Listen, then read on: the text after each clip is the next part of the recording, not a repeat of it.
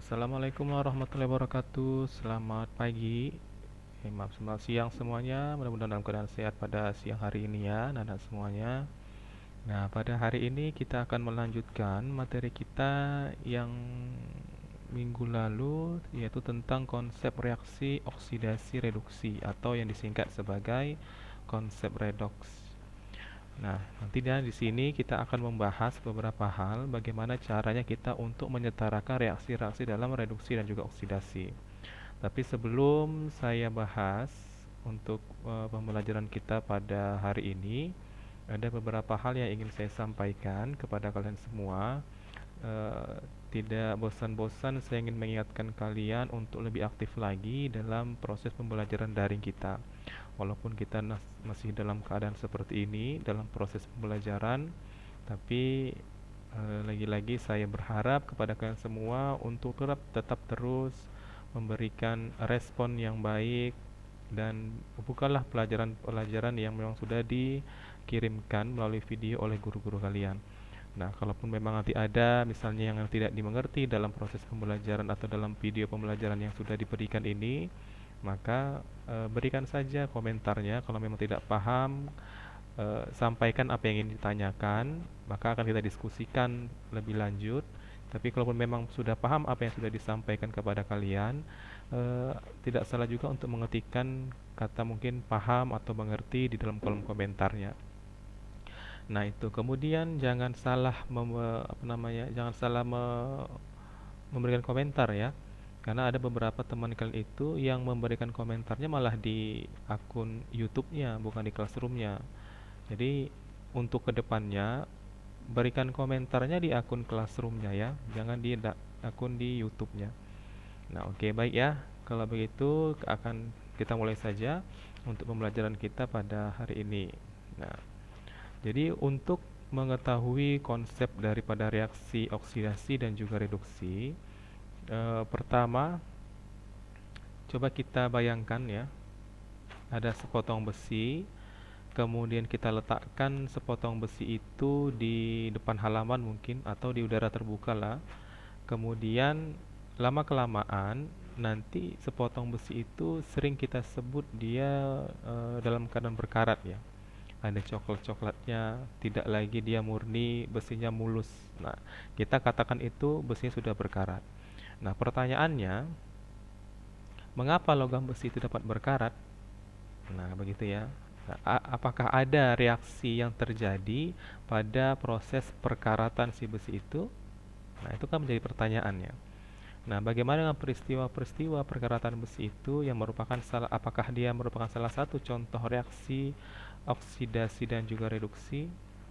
Itu kan muncul beberapa pertanyaan. Kalau bagi yang memang kalian ada kepikiran ke arah situ, hmm, kita akan jawab sama-sama. Apakah yang terjadi dari besi yang sudah berkarat itu tadi?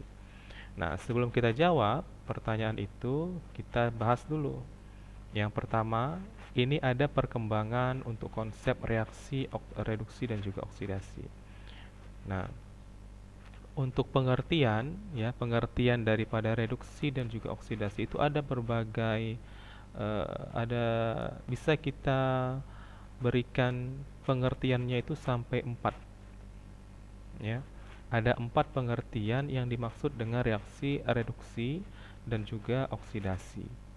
Nah, yang pertama kita bahas berdasarkan ini yang ditinjau dari pengikatan dan pelepasan oksigen. Ya, jadi reduksi itu kalau kita tinjau dari pengikatan ataupun pelepasan oksigen, maka reduksi itu dikatakan sebagai pelepasan oksigen. Ya. Sementara oksidasi itu dikatakan sebagai pengikatan oksigen.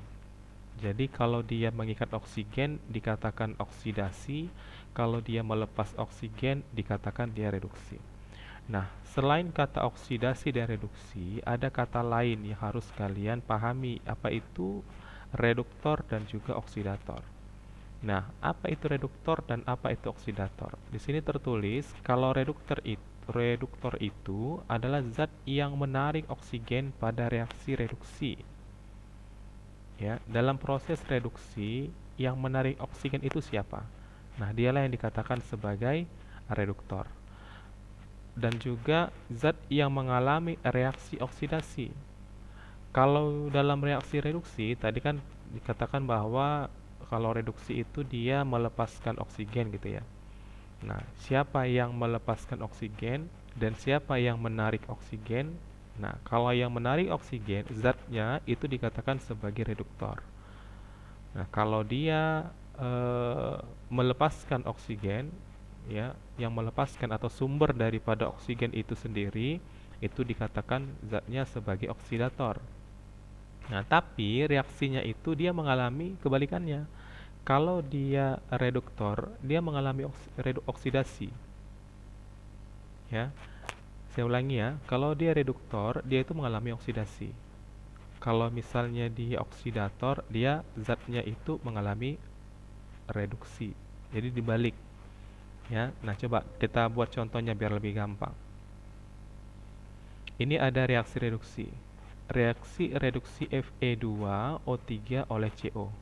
Nah, ini Fe2O3 ditambah 3CO menghasilkan 2Fe ditambah 3CO2. Ini merupakan salah satu contoh yang dikatakan sebagai reaksi reduksi. Ya, reaksi reduksi. Kemudian, nah siapa yang melepas? Perhatikan di sini. Ini kan ada oksigennya di Fe2O3. Kemudian pada saat setelah selesai reaksi atau produknya, Fe-nya tidak ada lagi oksigennya.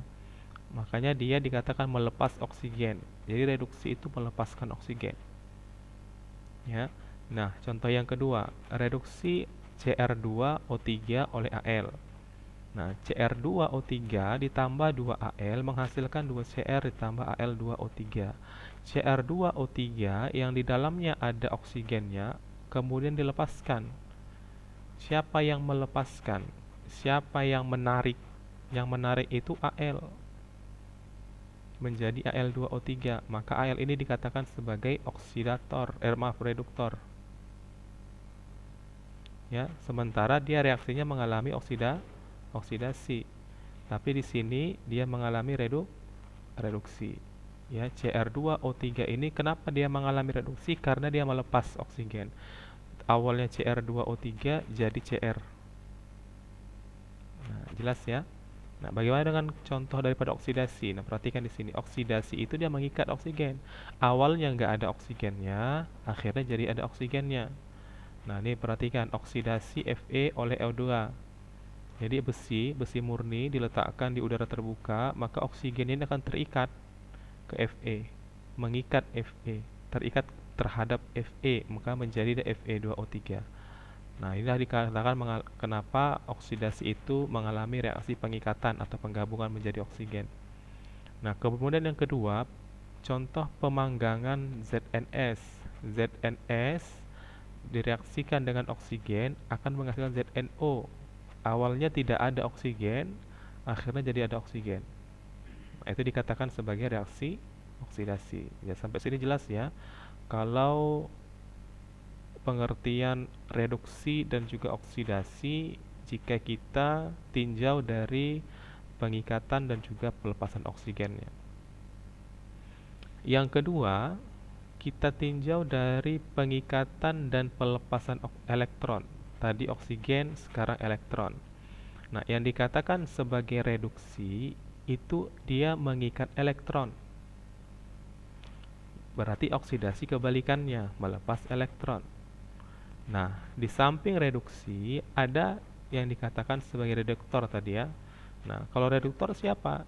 Ingat saja kalau dikatakan reduktor dan oksidator itu zatnya. Ya, zatnya langsung. Kalau dikatakan reduksi dalam bentuk reaksi. Ya. Jadi reaksi keseluruhan nih. Cl2 2 elektron menghasilkan 2 Cl negatif. Nah, ini katakan reaksi. Reaksi reduksi atau reaksi oksidasi. Yang dikatakan reduktor, dia entah Cl2-nya atau Cl negatifnya atau Ca-nya saja atau Ca2 positifnya saja, itu dikatakan sebagai reduktor atau oksidator. Jadi kalau reduktor dan oksidator itu adalah zatnya yang mengalami reduksi atau zatnya yang mengalami oksidasi.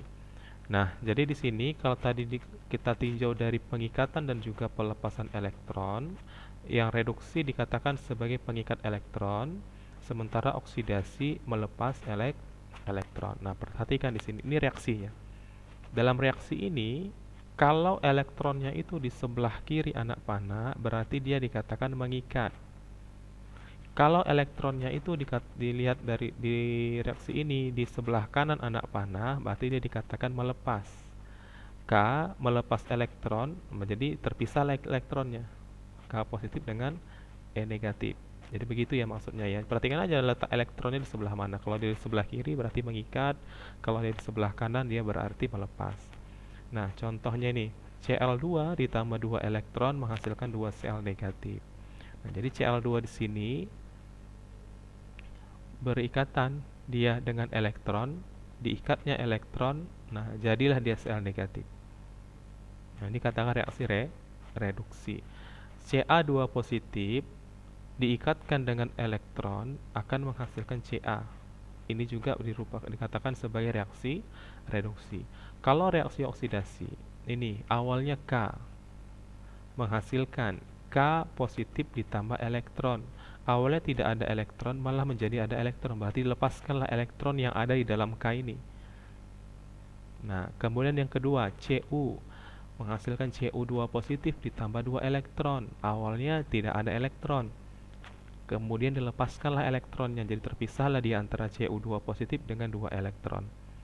Nah, itu dikatakan sebagai reaksi reduksi dan juga oksidasi. Bagaimana dengan dikatakan sebagai reduktor? Zatnya. Kalau reduktor tadi, zat yang mengalami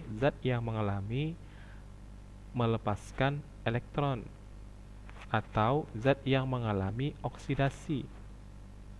Siapa zatnya yang mengalami pelepasan elektron? Ini Cl2. Berarti yang dikatakan sebagai reduktor dia Cl2. Ca2 positif. Ya. Kalau ini K positif. Cu2 positif. Ya, itulah dia zatnya. Oke. Nah, itu yang kedua, kita tinjau dari pengikatan dan juga pelepasan elektron. Yang ketiga, kita tinjau dari pertambahan dan penurunan atau naik dan turunnya bilangan oksidasi. Nah, ini sudah berbicara dengan kata bilangan oksidasi ya. Untuk bilangan oksidasi sendiri, itu kita harus menghitungnya dari jumlah muatan setiap unsur. Kita bisa melihat itu jumlah muatannya melalui tabel periodik unsur. Kalau sudah hafal semua, cara mengingatnya gampang saja. Kalau misalnya dia di golongan, biasanya kan itu yang digunakan adalah golongan A semua ya, rata-rata. Kalau golongan A semua ya kita sudah bisa gampang untuk menentukan berapa jumlah bilangan oksidasinya. Kalau misalnya dia bilang tidak golongan A, ya kita cari. Caranya juga gampang. Yang penting kita sudah tahu dulu tiap golongan itu berapalah muatannya. Nanti tinggal kita mencari berapa muatan yang terikat langsung terhadap atom yang mau kita cari, berapa bilangan oksidasinya. Nah, kalau yang dikatakan sebagai reduksi itu adalah reaksi yang dikatakan bilangan oksidasinya turun. Ya, reduksi itu reaksi di mana bilangan oksidasinya turun. Kalau oksidasi adalah reaksi di mana bilangan oksidasinya naik. Ya, misalnya dari 0 jadi positif 6. Nah, itu dikatakan naik. Kalau dikatakan turun dari 0 menjadi negatif 1. Nah, itu dikatakan turun ya. Nah, oke. Kita masuk ke contoh. Untuk reaksi reduksi. 2SO3 menghasilkan 2SO2 ditambah O2. Ya. Kita hitung bilangan oksidasi S. Perhatikan bilangan oksidasi S di dalam SO3. Bilangan oksidasi S di dalam SO3 itu jumlahnya adalah positif 6. Sementara bilangan oksidasi S di dalam SO2 yang ini itu adalah positif 4. Ya. Nah, karena unsur S dia mengalami penurunan bilangan oksidasi dari positif 6 menjadi positif 4, maka SO3 ini mengalami reaksi reduksi. Dan siapa oksidatornya? Oksidatornya adalah SO3. Jadi reaksi ini merupakan reaksi reduksi, oksidatornya adalah SO3. Dan zat hasil reduksinya itu adalah SO2. Ini reaksi mengalami reduksi, saya ulangi. Ini reaksi mengalami reduksi. Hasil reduksinya, zat hasil reduksinya ya SO2. Siapa zat yang mengalami eh, oksidasi atau reduktornya adalah SO3. Coba nanti ini dibaca bagus-bagus kalimatnya, ya. Nah, kemudian yang kedua, contoh daripada oksidasi yang dikatakan sebagai naiknya bilangan oksidasi. Ini contohnya. 4 FeO ditambah O2 menghasilkan 2 Fe2O3. Ya. Perhatikan bilangan oksidasi Fe di dalam FeO. Bilangan oksidasi Fe di dalam FeO itu adalah positif 2. Sementara bilangan bilangan oksidasi Fe di dalam Fe2O3 itu adalah positif 3. Berarti unsur Fe-nya mengalami kenaikan bilangan oksidasi dari positif 2 menjadi positif 3. Nah, berarti reaksi ini dikatakan sebagai reaksi oksidasi karena bilangan oksidasinya naik dari positif 2 menjadi positif 3. Nah, sementara FeO lah yang dikatakan sebagai zat yang mengalami reaksi oksidasi. Nah, berarti dialah dikatakan sebagai reduktor. Sementara Fe2O3 hasil reaksi oksidasi, zat hasil oksidasi. Nah, coba nanti dibaca bagus kalimatnya di sini. Siapa yang dikatakan sebagai reduktor, siapa yang dikatakan sebagai oksidator, dan siapa yang dikatakan sebagai zat hasil reduksi, dan siapa juga yang dikatakan sebagai zat hasil oksidasi. Nah, jika suatu reaksi kimia itu mengalami reaksi reduksi dan oksidasi sekaligus, jadi di dalam reaksi itu ada naiknya bilangan oksidasi, ada turunnya bilangan oksidasi, kemudian ada mengikat elektron, ada yang melepas elektron, lalu ada yang mengikat oksigen dan ada yang melepas oksigen. Nah, maka reaksi itu disebut sebagai reaksi reduksi oksidasi atau reaksi redoks. Jadi ada dua-duanya. Kalau misalnya dia hanya turun saja bilangan oksidasinya, berarti dia dikatakan reaksi reduksi. Kalau dia misalnya hanya naik saja bilangan oksidasinya, ya dikatakan bilang reaksi oksidasi kan gitu. Hanya oksidasi saja. Nah, tadi ada 4 ya saya bilang. Kalau misalnya untuk menentukan pengertian daripada reaksi reduksi dan juga oksidasi. Tadi yang pertama pengikatan dan juga pelepasan oksigen, yang kedua pengikatan dan juga pelepasan elektron, dan yang ketiga naik dan turunnya bilangan oksidasi. Nah, yang keempat itu kebalikan daripada ini, pengikatan dan juga pelepasan oksigen, yaitu pengikatan dan juga pelepasan hidrogen. Ya, tinggal kebalikannya saja. Kalau tadi reduksi dia dikatakan melepaskan oksigen, berarti kalau berbicara tentang hidrogen, reduksi itu mengikat hidrogen. Nah, kalau oksidasi, kalau kita tinjau dari oksigennya, oksidasi itu mengikat oksigen. Kalau kita tinjau dari hidrogennya, oksidasi itu melepas hidrogen. Jadi kebalikannya. Oksidasi mengikat oksigen, oksidasi melepas hidrogen. Reduksi melepas oksigen, reduksi mengikat hidrogen. Ya, jadi kebalikan seperti itu. Maka jadi ada 4 pengertian daripada reaksi reduksi atau konsep reaksi reduksi dan juga oksidasi. Kita bisa tinjau dari 4 pengertian, baik itu dia mengikat dan melepas oksigen, mengikat dan melepas hidrogen, mengikat dan melepas elektron, dan yang keempat naik dan turunnya bilangan oksidasi. Nah, kemudian selanjutnya tadi yang kita sampaikan bahwa kalau misalnya di dalam satu reaksi itu ada dia langsung reduksi dan juga oksidasinya, maka dia dikatakan sebagai reaksi redoks. Ya, contoh di sini FeO ditambah O2 menghasilkan Fe2O3. Kalau kita hitung di sini bilangan oksidasinya, ya, untuk Fe dengan Fe, Fe di sini negatif 2, jadi Fe-nya positif 2. Di sini Fe-nya 6, ya. Nah, ini naik, tapi oksigennya tidak. Nah, jadi hanya satu saja yang naik bilangan oksidasinya. Dia hanya mengalami reaksi oksidasi saja. Nah, sementara kalau di sini, ya, kita tinjau dari Fe-nya, dari C-nya dan dari O-nya, ada yang naik dan ada yang turun. Nah, itu dikatakan sebagai reaksi redoks. Dia mengalami reaksi reduksi dan juga reaksi oksidasi sekaligus. Nah, bagaimana caranya kita menentukan kalau dia itu bilangan oksidasinya naik dan juga turun? Bagaimana kita menghitung jumlah bilangan oksidasi? Nah, nanti kita lanjutkan di pertemuan kita selanjutnya, ya. Nah, untuk di sini dulu pengertian daripada konsep reaksi reduksi dan juga oksidasi, ya. Kalau di buku ini ada 3 konsepnya, satu lagi yang sudah saya sampaikan tadi, yaitu pengikatan dan juga pelepasan hidrogen. Nah, kira-kira ada yang ingin ditanyakan atau sudah paham semua? Nah, kalau misalnya ada yang ingin ditanyakan, silahkan diketikkan pertanyaannya di dalam kolom komentar di Classroom. Ya, nanti akan kita diskusikan lebih lanjut apa yang ingin kalian tanyakan.